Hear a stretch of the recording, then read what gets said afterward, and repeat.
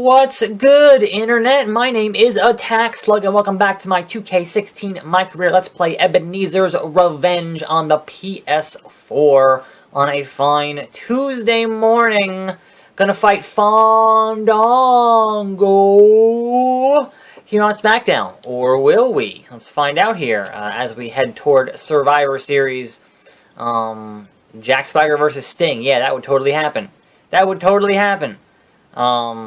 So let's see if we have an entrance or not, because if we don't, okay, we do. Okay, we are definitely fighting Fandango. That is definitely happening here, so should hopefully make short work of him here on this fine Tuesday. As always, the usual Tuesday disclaimer of I have not watched Raw yet, because I watch it on Tuesday evenings, and certainly I'll have up my Raw reactions tomorrow. But, you know, it's kind of hard to avoid social media when Raw is happening, even though I was obviously spending most of yesterday playing a lot of Doom. Doom is really good.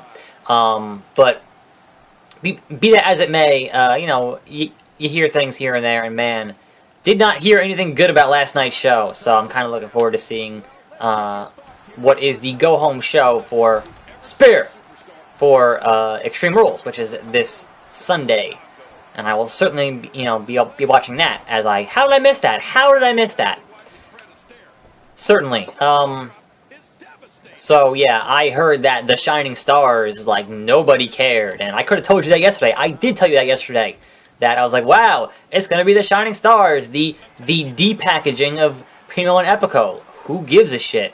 And apparently, I was right. Nobody gave a shit. So, Vince, call me. Like, I could have told you, I could have saved you a bunch of money and told you, you know, a month and a half ago. No one's going to care. No one is going to care about Primo and Epico. They didn't do it before they were the Matadors. They kind of sort of cared about the Matadors, not really. And then, you know, now they're just back to square one. Although, I will say, the best thing that Epico and Primo ever did was participate in that WLC match.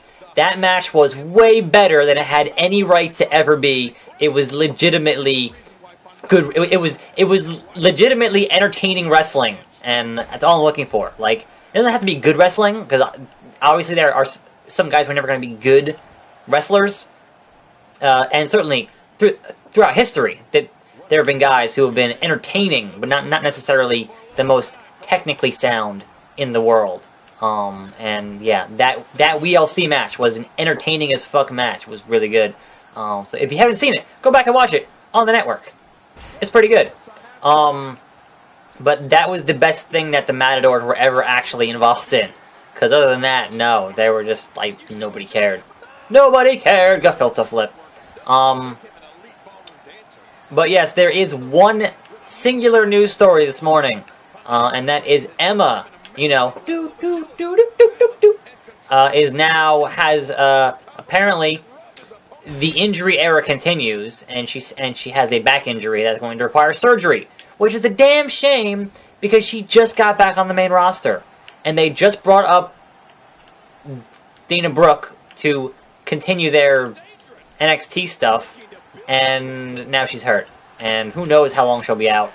And she was going to get into, you know, that Becky Lynch feud, and it was going to be cool, and I was looking forward to it, and no. Just no. That sucks. So, again, as I've said on this channel time and time and time again, not that anyone listens to me, but WWE has taken the... Can I just hit one of these R2s once? Why is Fandango just manhandling me here? Leave the cheese alone.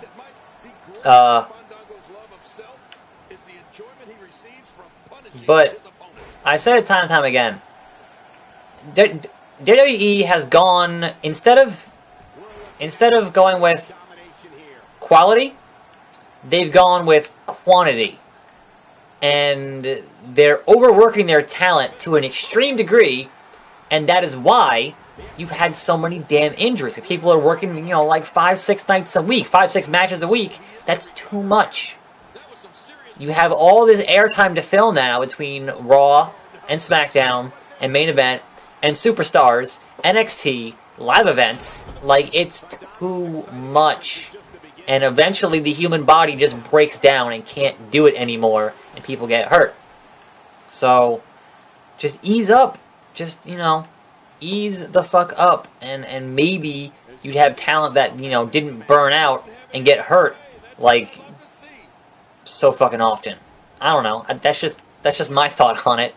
That just seems like common sense. And I guess they feel like they can continue to poach talent from other places in the world, other federations. So there's not going to be a lack of guys who want to go work there, because obviously they are the big dog in the yard. So that there's no lack of that. But when you want to develop talent who's going to draw money, that becomes a different story. And certainly, as a business, it is your job to fucking draw money. So stop fucking stop fucking around here, and just, I don't know.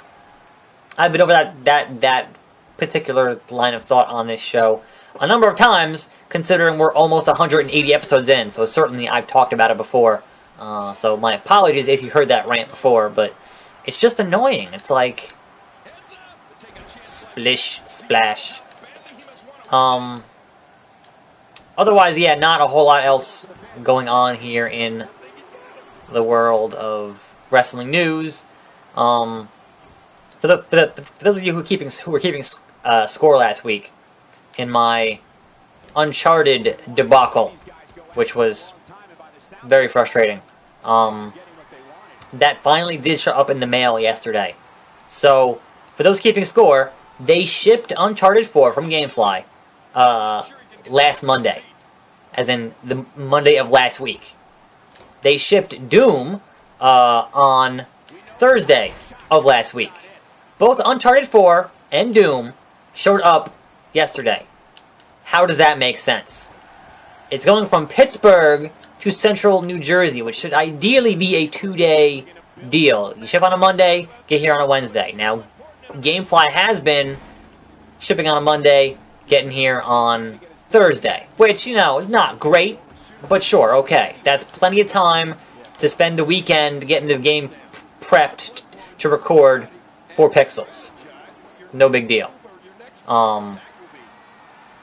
But to ship on a Monday and then not show up until the next Monday, that makes my job much more difficult. So I kind of looked at, which had a shorter campaign, which is Doom.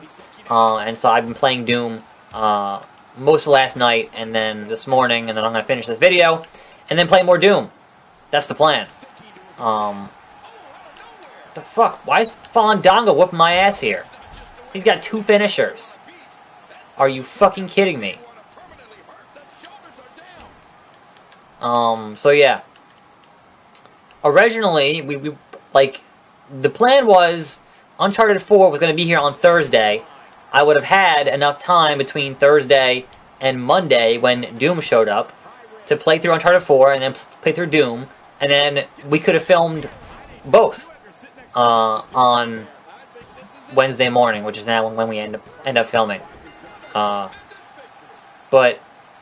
there's not enough time between Monday afternoon and Wednesday morning, considering I go to watch Raw tonight. There's not enough time between those 2 times to get through both Doom and Uncharted 4, which is that's combined about 25 hours of gameplay. There's not enough hours.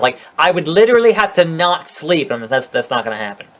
Anyhow, today is going to be a short episode because, as I've said, I have to finish Doom before I leave today to go watch Raw tonight, and so I got a couple of hours here to finish Doom. I just got to chapter 10 of 13 chapters, so getting there. I have 4 more chapters to go, but I might get that done before.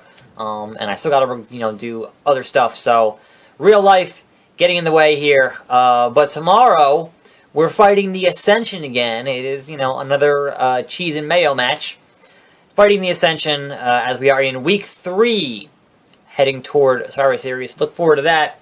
But as always, I am your host, Taxlug. Thanks for watching.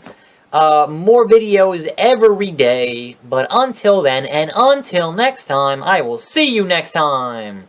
Right here on this channel. In 'em out.